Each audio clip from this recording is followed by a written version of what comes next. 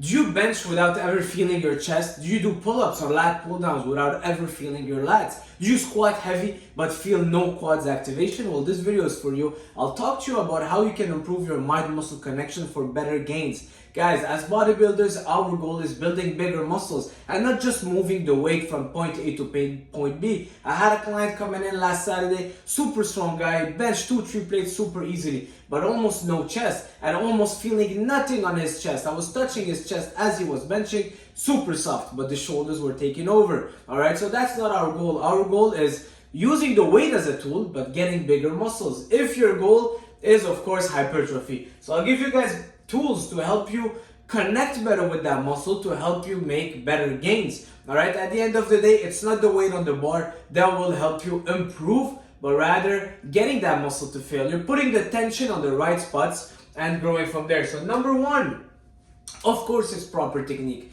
Alright, a lot of people, for example, doing the lat pull down, they are squeezing, arcing, shoulder back and down, lower back hyperextension, and they're pulling with their rhomboids. They have huge traps. Rear delta is taking all, the traps, the rhomboids, the upper back, but the lats is getting nothing, alright? Or if you're benching and your shoulders are getting everything because you're arcing too much and you're not performing a proper technique. You might do lateral raise, but it's all traps. So first thing first, go back to the basics and improve your technique, alright?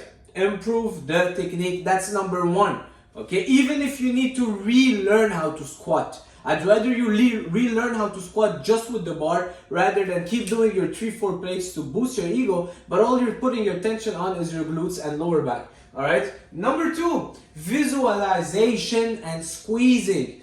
Okay? Can you squeeze your chest right now? Try this exercise. Squeeze your chest as you're listening to the video. And what do you feel? You feel that little burn after 5-10 seconds, right? Well, this is the burn that you must be feeling as you're doing your incline chest press, or your machine flies, or your chest press, or your bench press, or your push-ups. If you don't feel that, it means that you have work to do. So what I want you to focus on is focus on squeezing the muscle to help you move the weight from point A to point B rather than the movement itself. So don't focus on, I need to move the bar from up down, but rather focus on, I need to squeeze my chest, and the side effect of my chest being squeezed is the weight coming up. Alright, so do it just with dumbbells, even just with your hands. Boom, squeeze, boom, squeeze, and control the way down and try to keep that squeeze. It's pretty challenging, especially for someone that never focused about it, and will give you more awareness of your muscles and focusing better.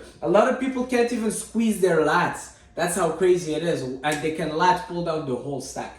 Alright, so focus on the squeeze, visualize your muscles squeezing, and do the effort of squeezing them as you're moving the weight from point A to point B. Alright, number three, paused reps. High time under tension and paused reps. Instead of training explosive, I see so many people training in an explosive way. And then they'll tell me my goal is building muscle. So why are you training in explosive ways? When you are being explosive, you are telling your mind, I absolutely need to move that weight from point A to point B the most efficient way possible. This is what it means when you're explosive. You see football players squatting explosively, but their quads are not huge. Alright, because when you tell that to your mind will recruit as much muscles as possible. You just need to move that weight, alright? So it's very much of a strength movement pattern that will help you recruit many muscles at the same time, which means it's not good for hypertrophy because now your chest is not isolated. Yes, you are explosive benching 3 plates, but how much of that 3 plates is going to your chest and stimulating your chest? I'd much rather you do a pause rep with 1 plate each side and a higher time under tension. Controlling the weight up and down, that's another one. Control the weight, alright, instead of just throwing the weight around. And you will feel that burn that we talked about when you're squeezing. You will feel that muscle getting to failure with less weight without adding helpers. You want the less helpers as possible, alright, because we want to keep that tension and isolate that chest as much as possible. And for that, explosive is not our friend. And pause reps, very efficient. Boom, pause. Boom, pause, and high time under tension, higher reps. I really love higher reps. For people that don't feel a muscle, I will put them in very high reps, really get that burn, really make sure we drive as much blood flow in there and help that person relearn how to feel that muscle. Number 4, pre-exhaustion techniques. All right, so what I was doing with that guy was helping him do a lot of flies before getting to the press. All right, especially if the shoulders are so strong and the shoulders are getting all the tension, you never want to start your workout with a chest press, with a bench press. I see so many kids cutting to the gym. As soon as they start, they drop the bag, they put one plate each side, and they start benching. The bench is not even activated. They still haven't turned that chest on. All right, they still no blood flow in that chest. Of course, all you're gonna feel is your shoulders, but rather go on the chest pec deck fly and do a lot of reps, activate it, and do pre-exhaustion technique, fatigue that chest. So now when you go back to the bench and you go to the bench next after that pre-exhaustion technique, your chest is already fatigued, it's turned on, lowers the risk of injury, but you will also feel it a lot better on your presses and you will need a lot less weight. All right. Number 5 is touching.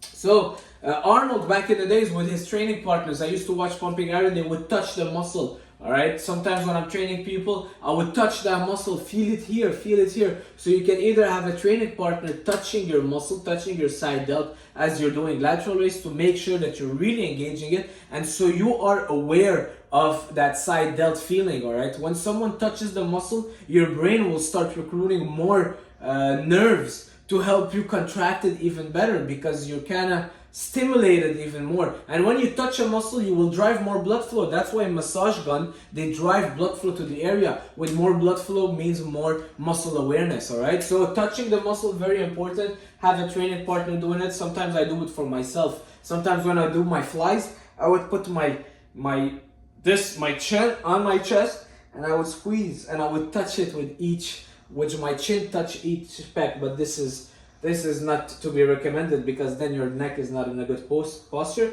Number 6 is activation technique. So the other day I was training glutes with a client and he was not feeling his glutes at all when he was doing the exercises that we wanted to do. So what we did is we started activating the glutes first. So we sat down on the floor before doing on the hip thrust and the heavy weights, sat down on the floor and did 20 glute bridge with an elastic band, squeezing at the top. Those are activation technique. It's not the big set that will get that glute to failure, but doing that activation exercise allowed us to better feel it later on the hip thrust. All right, so sometimes you can put an elastic band in between your knees and just do maybe crab walks, do a little bit of glute bridge, just to really fire up that muscle before going to the big compound lift. All right, activation and a good warm-up technique, very helpful. And the mind-muscle connection, guys, it is important.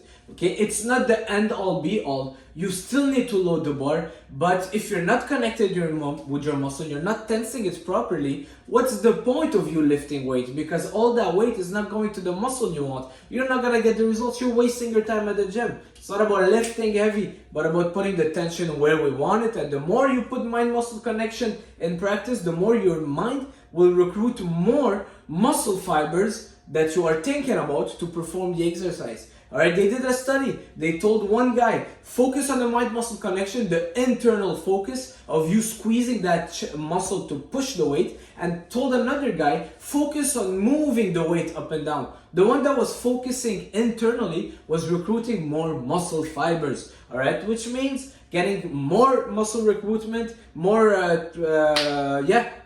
getting that muscle to failure in a better way, all right, and not compensating with a lot of muscles. Anyways, that's it for this video. I did it all in one take, no cuts, nothing, didn't even repeat it once. I'm very happy. If you guys enjoyed it, leave a like, leave a comment. If you want more of those videos, let me know, and I'll see you guys soon. Ciao.